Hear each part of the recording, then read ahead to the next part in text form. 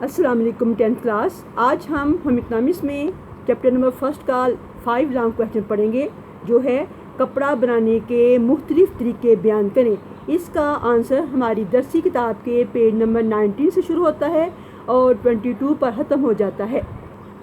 عزیز طالبات، کپڑا بنانے کے طریقے، اس کا آنسر یہاں سے شروع ہوگا.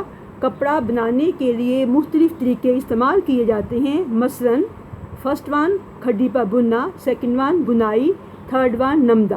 سب سے پہلے میں آپ کو کھڈی پر بننا کے بارے میں بتاؤں گی. اس عمل میں دھاگے کو کپڑے کی شکل میں تبدیل کیا جاتا ہے. یہ ایک ایسا عمل ہے جس میں دو دھاگوں کو زاویہ قائمہ پر ایک دوسرے کے درمیان سے گزارا جاتا ہے.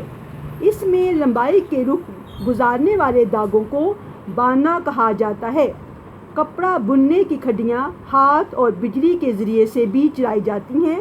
ہاتھ سے چلنے والی کھڈیوں پر کپڑا جلدی نہیں بنا جاتا. چھوٹے پیمانوں پر بافی ہاتھ سے چلنے والی کھڈیوں سے کی جاتی ہے. بڑے کارخانوں میں بجلی سے چلنے والی کھڈیوں سے کپڑا بنا جاتا ہے جس سے ہزاروں گز کپڑا دن بھر میں تیار ہو جاتا ہے. کھڈی کے بنے ہوئے کپڑوں میں مندرجہ ذیل 4 بنائیاں استعمال کی جاتی ہیں. نمبر 1 سادہ بنائی، نمبر 2 ٹویل بنائی، نمبر 3 ساٹن بنائی، نمبر 4 بوردار بنائی. کھڈی پر بننا میں پہلے نمبر پر سادہ بنائی آتی ہے. کپڑے کی بنائی میں سادہ بنائی ایک بنیادی طریقہ ہے. اس کو عام الفاظ میں ایک تار اوپر اور ایک تار نیچے کی بنائی کہا جاتا ہے. سادہ بنائی میں دوسرے نمبر پر ٹویل بنائی آتی ہے. اس بنائی کے لیے بھی تانا سادہ بنائی کی طرح تنا جاتا ہے.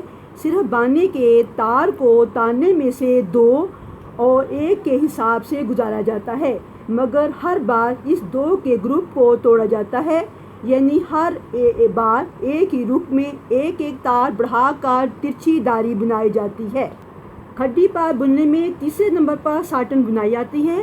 اس بنائی میں تانے کا ایک تار اوپر اور 4 تار نیچے رکھ کر بانے کا تار گزارا جاتا ہے اور ہر بار ان 4 تاروں کے گروپ کو توڑا جاتا ہے. اس طرح گو بانے کا تار ایک ترچھی دھاری میں نظر آتا ہے، مگر یہ دھاری ٹویل سے مختلف ہوتی ہے اور کپڑے کے اوپر مسلسل لہریں بنتی رہتی ہیں لیکن کوئی ڈیزائن نہیں ہوتا.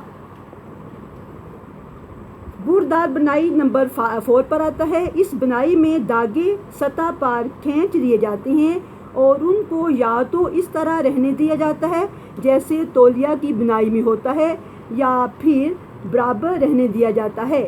اس بنائی کے لیے تانے میں دھاگے کے 2 سیٹ لگائے جاتے ہیں جن میں سے ایک کو سطح پر ڈھیلا چھوڑ دیا جاتا ہے اور دوسرا بانے کے تاروں کے ساتھ بنا جاتا ہے. روئیں یا بر کو موٹا کرنے کے لیے بانے میں زائد دھاگے بھی شامل کر لیے جاتے ہیں جن کو پلر کہتے ہیں. کپڑا بنانے میں دوسرا طریقہ ہمارا بنائی کا ہے جس کو نٹی کہتے ہیں. اس بنائی میں صرف ایک دھاگا تانے اور بانے میں استعمال ہوتا ہے. اس میں تانا نہیں تنا جاتا بلکہ ایک ہی دھاگے سے کھنڈیاں بنتی ہیں جو ایک دوسرے میں گزرتی چلی جاتی ہیں. سادہ بنائی سے تیار کیے ہوئے کپڑے میں کھنچاؤ اور بڑھاؤ کی بہت گنجائش ہوتی ہے. اس سے تیار کیے کپڑوں کی مثال بنیان، جانگھیے اور پیراکی کے لباس میں ہے. عزیز طالبات، کپڑا بنانے کا تیسرا طریقہ نمدہ ہے جس کو فیلٹنگ کہتے ہیں. شروع میں صرف اونی کپڑا ہی نمدہ کے طریقے سے بنایا جاتا تھا، مگر اب سوت، فر اور انسان کے خود بنائے ہوئے ریشوں سے بھی اس طریقے سے کپڑے تیار کیے جاتے ہیں. اس طریقہ میں ریشوں کو ہموار سطح پر تہہ در تہہ بچھا کر نمی اور حرارت پہنچائی جاتی ہے اور پھر دباؤ ڈال کر ان ریشوں کو دبا دیا جاتا ہے. یہ عمل بار بار کیا جاتا ہے جب تک کہ تمام ریشے دب کر ایک شیٹ کی شکل اختیار نہ کر لیں. اس طرح تیار کیا ہوا کپڑا دیر پا اور مضبوط نہیں ہوتا اور نہ ہی اس میں لچک ہوتی ہے.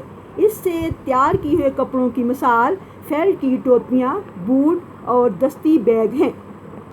ڈیئر اسٹوڈنٹ، یہ ہمارا کویشچن نمبر 5 کا لانگ آنسر یہاں تک ہے. یہ آپ نے یاد کرنا ہے اور لکھنا ہے، اور اس سے متعلقہ میں نے شارٹ کویشچن کے آنسر تیار کر دیے ہیں جو میں نیچے اپلوڈ کر دوں گی. اللہ حافظ.